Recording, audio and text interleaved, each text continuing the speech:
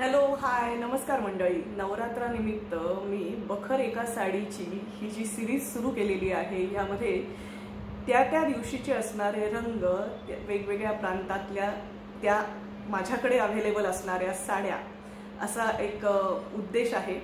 त्याची ओळख व्हावी, भारतातल्या वेगवेगळ्या प्रांतातल्या साड्या, त्यांची खासियत ह्याची आपल्याला सगळ्यांना ओळख व्हावी म्हणून ही सिरीज सुरू केलेली आहे बखर एका साडीची। आणि याच्यात त्या साडीची माहिती आणि त्याबरोबर या सगळ्या शृंखलेमध्ये एक कडी जोडलेली आहे मी, ती म्हणजे वेगवेगळ्या ज्या 9 कवयित्री आहेत, तर ह्यांची एक कविता मी तुमच्या सगळ्यांच्या समोर सादर करते आहे।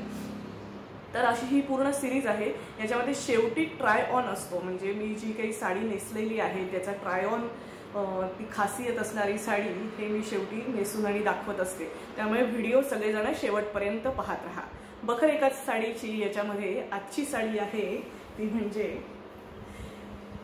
बनारसी, यूपीची खासियत असलेली, गंगा किनारी असलेलं काशी शहर, बनारस शहर याची, वाराणसी शहराची प्रसिद्ध साडी ही अतिशय जुनी पूर्वापार चालत आलेली अशी साडी आहे बनारसी साडी। प्रत्येक मुलीच्या वॉर्डरोबमध्ये एक तरी बनारसी शालू असतोच।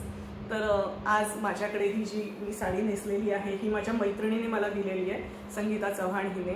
तर ही साडी अशाच पद्धतीची जी ॲमेझॉनवरती साडी अवेलेबल असेल त्याची लिंक मी इथे डिस्क्रिप्शन बॉक्समध्ये तुम्हाला देते आहे। आज माझा थोडासा गळा खराब आहे, थोडासा आवाज जरा हे आहे, त्यामुळे सगळेजण सांभाळून घ्या। तर बनारसी साडी, बनारसी साड्या ह्या अतिशय प्रसिद्ध आहेत, जगप्रसिद्ध ह्या साड्या आहेत, कारण ह्या साड्या प्युअर सिल्कमध्ये, प्युअर कतान सिल्कमध्ये विणल्या जातात। याच्यावरचे जे बुट्टे असतात ना, मोटिफ, तर हे अतिशय प्रसिद्ध असतात। या साडीचा इतिहास साधारण 14व्या शतकात किंवा 16व्या शतकात मुघलांच्याकडनं या साड्यांना, याच्यातले जे बुट्टे वगैरे वेल बुट्टे होते, तर ह्याला प्रसिद्धी मिळाली, मुघलांकडनं ह्याला आश्रय मिळाला असं म्हणता येईल। पण अशी पण एक दंतकथा आहे की राम आणि सीता हे बनारसी वस्त्र नेसत असत, पण ही दंतकथा आहे, याला अजून काही पुरावा मिळालेला नाही। पण ही पूर्वापार चालत आलेली अशी एक साडीची विणकरांची परंपरा आहे। गुजरातमधले काही वर्कर्स बनारसमध्ये त्यांना विणकाम करण्यासाठी बोलवण्यात आलं, आणि काही बंगालमधले वर्कर्स, बंगालमधले हातमाग आपल्याला सगळ्यांना माहिती आहे, अतिशय प्रसिद्ध असतात। तर बंगालमधले वर्कर्स हे पण इथे बोलवण्यात आले, आणि बंगाली मुलींच्या वॉर्डरोबमध्ये एक तरी बनारसी साडी असते। स्पेशली लग्नाची जी बनारसी साडी असते, म्हणजे शालू जो असतो ना, तो लाल रंगाचा हा मुलींच्या, बनारसी म्हणतात ते त्याला, तर मुलींच्याकडे असतोच।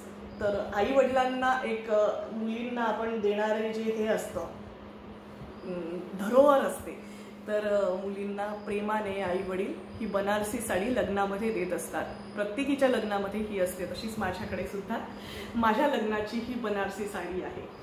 असं म्हटलं जातं की सिल्कच्या साड्या ह्या अतिशय हलक्या असतात, पण प्रत्यक्षामध्ये माझी ही जी बनारसी साडी आहे ना, ही अशी जांभळट गुलाबी रंगाची साडी आहे। ही बऱ्यापैकी जड आहे, सॅटिन सारखं असं फिनिश आहे। याच्यावरती हे बुट्टे आहे, बनारसी साड्यांचं ही खासियत असते। यातले जे हे बुट्टे असतात, जरतारी बुट्टे असतात, तर काही वेळेला ते ह्याच्यामध्ये असतात, चांदीमध्ये असतात, काही वेळेला सोन्यामध्ये असतात। साड्यांची किंमत 10,000च्या पुढे सुरू होते, ओरिजिनल साड्यांची किंमत, तर ती साधारण 3-4 लाखापर्यंत, म्हणजे लाखोंच्या घरात असते। जशी जशी ओरिजिनल घ्याल तशा पद्धतीने ती किंमत वाढत जाते। ज्या ओरिजिनल म्हणजे पूर्वीच्या ज्या बनारसी साड्या असायच्या ना, तर त्याला जे जरीचं काम असायचं, तर त्या जरीच्या कामामध्ये जे सोन्याचा हे लावलेलं असायचं, पाणी चढवलेलं असायचं, त्याच्यामध्ये सायनाईड वापरलेलं असायचं। त्यामुळे ती जी असायची ना साडीची, ते जरीचं जे काम असायचं, त्या विणण्याची जी परंपरा असायची ती त्या फॅमिलीचं सिक्रेट असायचं, ते बाहेरच्यांच्या बरोबर शेअर केलं जायचं नाही। आणि फॅमिलीच्या अशा लूम असायच्या, म्हणजे पूर्वापार आजोबांपासून नातवापर्यंत सगळेजण त्या घरामध्ये विणकामाचं काम करत असायचे। असे बनारसला आजही हातमाग अजूनही जिवंत आहेत, पण त्याचं प्रमाण कमी झालेलं आहे जेव्हापासून पॉवर लूम आलेल्या आहेत। आणि बनारसी साड्यांमध्ये आता पॉवर लूम्स बऱ्यापैकी आहेत। पण जर आई वडिलांना असं वाटत असेल, जर त्यांची ऐपत असेल, श्रीमंत असतील चांगले तर आजही अस्सल सोन्याची जर असणारी बनारसी साडी ही मुलीला लग्नात दिली जाते. पण हे प्रमाण विशिष्ट वर्गापुरतंच आहे, श्रीमंतांपैकीच आहे असं म्हटलं तरी चालेल. तर ह्या ज्या साड्या असायच्या ना, ह्याचं कतान सिल्क ह्या प्रकारामध्ये किंवा कोरा मुस्लिम ह्या प्रकारामध्ये या साड्या विणल्या जातात. अतिशय लस्ट्रस असं सिल्क असतं. पण ही साडी ब्रोकेडवाली साडी असते, म्हणजे ह्याला ब्रोकेडचं डिझाईन असतं. म्हणजे थोडक्यात हे तुम्ही बघता आहात ना ब्लाऊज, हे जसं पूर्ण हे असतं, हे ब्रोकेड म्हणजे थोडक्यात बुट्टे. तर असं असतं, जालवर्क असतं. ते जालवर्कचे जे छोटे छोटे पॅचेस असतात, जर अस्सल काम जिथे होत असतं, नाजूक कोरीव काम ज्या ठिकाणी जालवर्कमध्ये होत असतं, तर त्याची काही हजारांपासून तेवढ्या एका पॅचची किंमत सुरू होते, तर ती लाखोंमध्ये ती साडी जाते. त्यामुळे ते डिपेंड असतं की काय त्याचं काम आहे, किती कोरीव काम आहे, किती इंट्रिकेट वर्क आहे, त्यावरती ती साडी डिपेंड असते. तर बनारसची ही जी साडी असते ना, ही प्रत्येक मुलीकडे असायलाच हवी. एक तरी साडी असायला हवी, अस्सल प्रकारची असायला हवी. बनारसी शालू प्रत्येकीकडे असायला हवा, कारण आपल्या भारताची आपली धरोहर आहे ही, त्यामुळे मुलींकडे हे असायलाच हवं. तर ही जी आहे ही मला माझ्या लग्नामध्ये माझ्या वडिलांनी घेतलेली साडी आहे. तर ह्याचं नेस्ता जो भाग आहे ना, त्याला असे वरती बारीक धारा आहेत.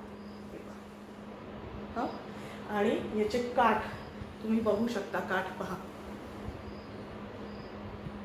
ह्या रंगामध्ये नव्हती, हिरव्या रंगामध्ये ओरिजिनल बनारसी माझी, म्हणून मी दाखवते आहे तुम्हाला.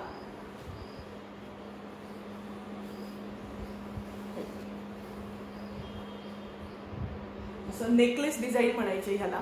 हे जे डिझाईन असायचं ना, ह्याला नेकलेस डिझाईन म्हणायचे. हा बुट्ट्यांचा त्या काळी एक नवीन प्रकार निघालेला होता. तर अशी चांगली जड अशी साडी आहे.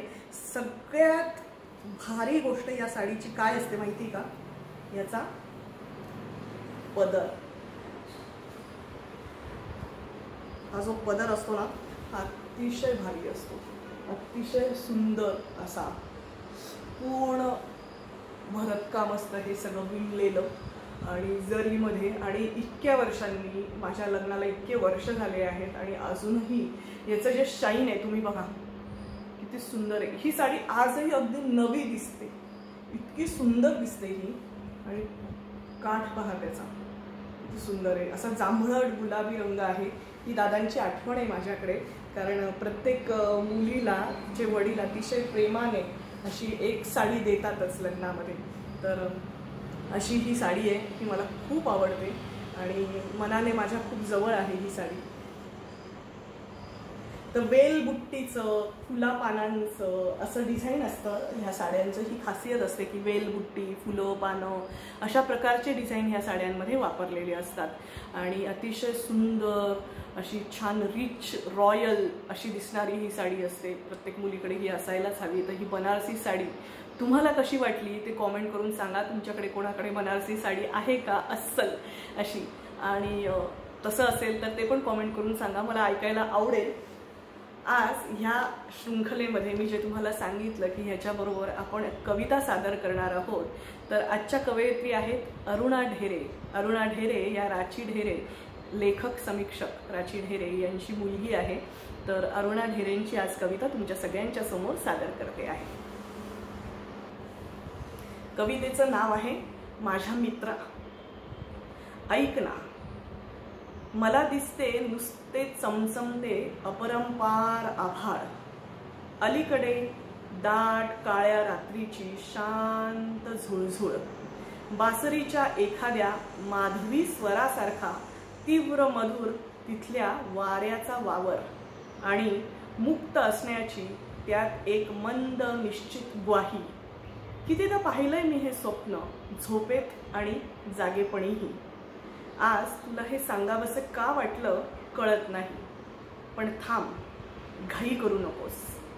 अर्धे फुललेले बोलणे असे अर्ध्यावर खुडू नाही. हे ऐकताना हसशील तर मर्द असशील. स्वप्न धरायला धावशील माझ्यासाठी तर प्रेमिक असशील. समजशील जर शब्दांच्या मधल्या अंतरात धपापतय माझं काळीज, तर मग तू कोण असशील? स्वप्नच होशील तर परमेश्वर असशील. हाती देशील तर पती असशील. आणि चालशील जर माझ्यासोबत त्या उजळ हसऱ्या स्वप्नाकडे, समजून हेही की ते हाती येईल न येईल, पण अपरिहार्य माझी ओढ, माझे कोसळणे, धापत धावणे आणि माझा विश्वास की माझे मलाच लढता येईल, तर मग तू कोण असशील? मित्र असशील माझ्या मित्रा, मित्र असशील माझ्या मित्रा. मित्राची अशी सुंदर गोड अशी ही जी व्याख्या केलेली आहे ही मला खूप आवडली. तर अरुणा ढेरे यांची ही कविता मी आपल्यासमोर सादर करण्याचा प्रयत्न केला. अरुणा ढेरे या प्रतिथयश अशा कवयित्री आहेत. तुम्हाला आजचा हा सगळा व्हिडिओ, आजची ही जी नवरात्राचा जो रंग होता हा हिरवा होता, हे सांगायचं राहिलं. नवरात्राचा आजचा रंग होता हा हिरवा होता आणि हिरव्या रंगामधले ही नेसलेली हिरवी बनारसी साडी आहे. तुम्हाला आजचा हा व्हिडिओ कसा वाटला ते कॉमेंट करून मला नक्की सांगा. नवरात्रीच्या तुम्हाला सगळ्यांना पुन्हा एकदा हार्दिक शुभेच्छा. मीनल अद्वैत. आणि माझ्या या यूट्यूब चॅनलला लाईक करा, शेअर करा, सबस्क्राईब करा आणि हो, बेल आयकॉनवरती क्लिक करा, जेणेकरून तुम्हाला अशाच नवनवीन व्हिडिओजचे नोटिफिकेशन येत राहतील. शेवटपर्यंत पाहत राहा व्हिडिओ, कारण ट्राय ऑन शेवटी आहे. Thank you so much. Have a good day. Meenal Advait.